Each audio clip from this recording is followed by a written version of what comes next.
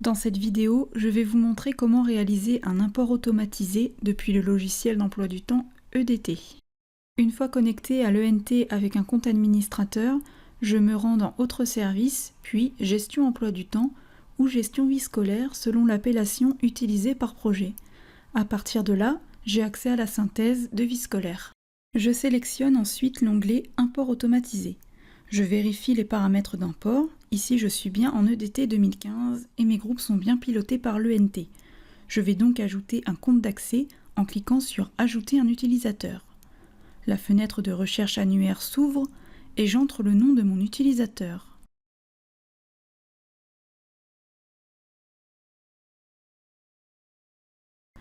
Je coche ensuite la case pour activer la notification afin que l'utilisateur soit notifié en cas d'erreur sur l'import. Je peux éventuellement ajouter d'autres utilisateurs, mais une URL suffit pour paramétrer l'import. Je peux modifier les seuils de contrôle pour en quelque sorte poser des garde-fous pour la procédure d'import automatisé. À titre d'exemple, si je paramètre le seuil des modifications de services d'enseignement à 30% bloquant, la procédure d'import automatique sera interrompue si un fichier contient plus de 30% de modifications de services d'enseignement par rapport à l'import précédent. En validant la page, un email est envoyé directement à la personne qui vient d'être ajoutée. Dans cet email, l'utilisateur va pouvoir récupérer l'URL qui va permettre d'envoyer un import d'emploi du temps pour son établissement. Dans ce cas de figure, 3 URL me sont proposées puisque je me trouve dans une cité scolaire. Ici, je vais donc sélectionner l'URL « Tous les établissements » puisque je n'ai qu'une seule base d'emploi du temps commune aux 2 établissements et je veux que mon import impacte les cahiers de texte des 2 établissements dans l'ENT. C'est cette même URL que je vais devoir ensuite indiquer dans le logiciel EDT. Dans EDT, lorsque ma base est ouverte, je me rends sur Fichier, puis sélectionne vers les socles ENT et Export automatisé. Ensuite, je sélectionne le socle ENT cas d'école, j'active l'automatisation et peux choisir si j'exporte le fichier vers les ENT à chaque fermeture du logiciel ou alors à chaque enregistrement, option qui est recommandée dans le cas où j'utilise la version monoposte d'EDT. Pour information, d'autres options d'export existent pour les versions réseau et fusionnées avec Pronote, notamment la possibilité de définir une fréquence d'export, par exemple toutes les heures ou tous les jours à 8 heures. Maintenant, je passe à l'exportation où il me suffit d'indiquer l'URL récupérée depuis la messagerie et j'enregistre pour activer mon import automatisé.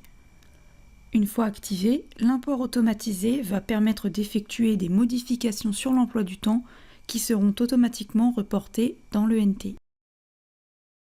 Pour illustrer mes propos, je vais maintenant vous montrer 2 exemples de modifications. La première va porter sur le signalement d'une absence pour l'enseignant Merwan Pekun pour la journée du mercredi. Pour la seconde modification, je vais signaler une absence pour la classe de 3e 2 sur une période donnée.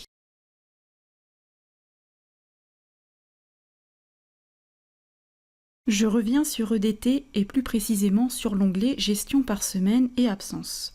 Depuis la vue professeur, je sélectionne l'enseignant Merwan Pekun. J'ai ainsi une vue de son emploi du temps. Je vais alors signaler une absence pour le mercredi en balayant cette zone à l'aide de ma souris. Je passe à la deuxième modification où je vais saisir une absence de classe. Je clique sur Classe, puis choisis la classe de 3e 2 qui part en stage toute cette semaine. Dans le menu déroulant Motifs, je vais sélectionner Stage, puis je balaye toute la semaine.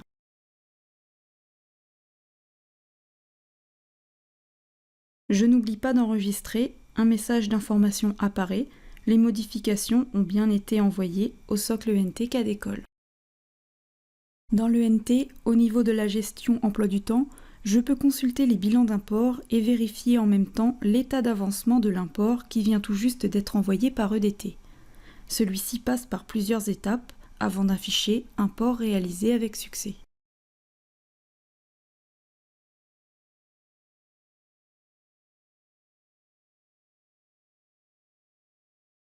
Une fois mon import réalisé, je vais vérifier dans les cahiers de texte concernés.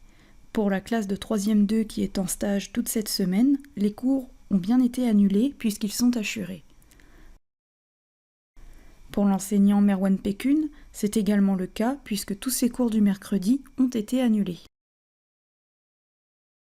J'effectue une étape de contrôle supplémentaire en allant vérifier le cahier de texte de la classe de 3e 1 qui est en cours d'éducation civique avec cet enseignant. Là aussi, pas de surprise, ce cours est également annulé sans en modifier le reste de leur emploi du temps. Et pour terminer ce tutoriel, voici quelques cas d'erreur que vous pourriez rencontrer lors des traitements d'import. Premier cas, l'import ne peut être réalisé puisque le fichier est corrompu. Si le fichier est corrompu, c'est qu'il ne correspond pas aux paramètres d'import qui ont été définis lors du paramétrage, ou tout simplement que la version du logiciel EDT n'est pas bonne. Deuxième cas, l'import ne peut être réalisé puisque le fichier a dépassé les seuils bloquants. Dans ce cas, deux possibilités. La première est d'aller modifier les données depuis le logiciel d'emploi du temps, pour notre exemple en vérifiant notamment les dates de début et de fin d'année scolaire. La deuxième possibilité est d'aller modifier depuis l'ENT l'écran des seuils et contrôles que voici, en définissant tout simplement les seuils comme non bloquants et en modifiant si nécessaire les pourcentages de référence. Enfin, pour finir, si à certains moments de l'année vous avez besoin d'intervenir sur votre base et que vous ne voulez pas reporter les modifications immédiatement dans le cahier de texte de l'ENT, eh bien dans ce cas, il vous suffit simplement de désactiver votre import automatique en désactivant la case à cocher, comme ceci.